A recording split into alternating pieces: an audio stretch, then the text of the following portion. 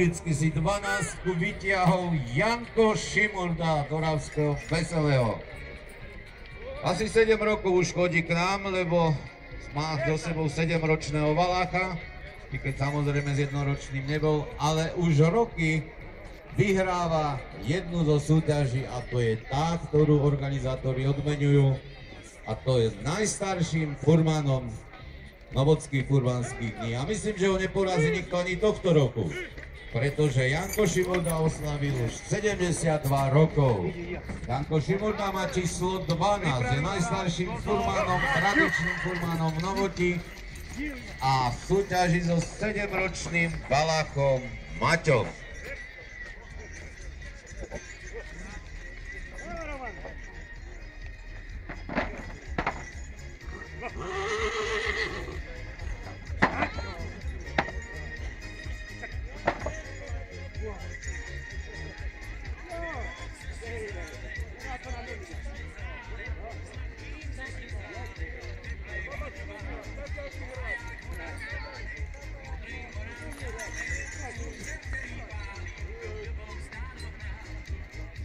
Janka Šimurdu môžeme povzbudiť aj známymto aforizmom: ešte sa nenarodil taký kôň, na ktorom možno dohoniť svoju mladosť.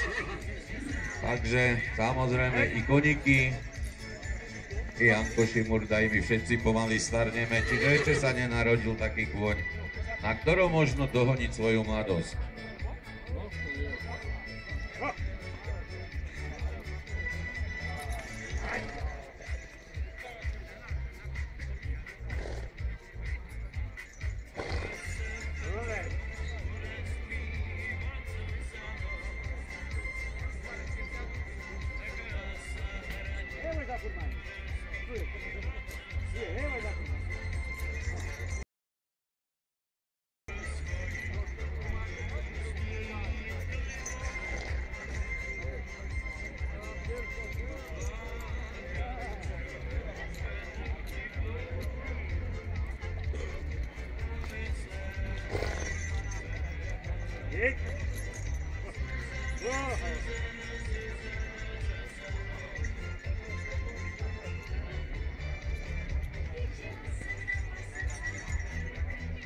S 13-kou bude štartovať Lukáš Jurko.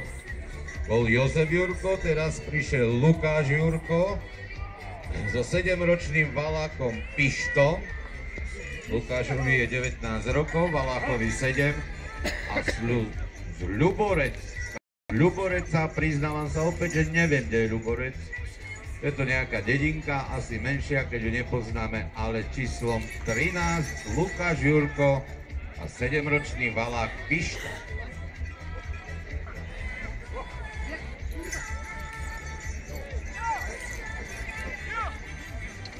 Už som spomínal, že fašianky sú prechodom medzi zimným a jarným obdobím. Počas fašiangov prevláda bujara zábava, organizujú sa svadby, zabíjačky. Hlavne 3 dni sú vyplnené zábavami, nadmerným pitím alkoholu a jedením. Posledný štvrtok pred koncom fašiangov sa v minulosti nazýval aj tučný štvrtok.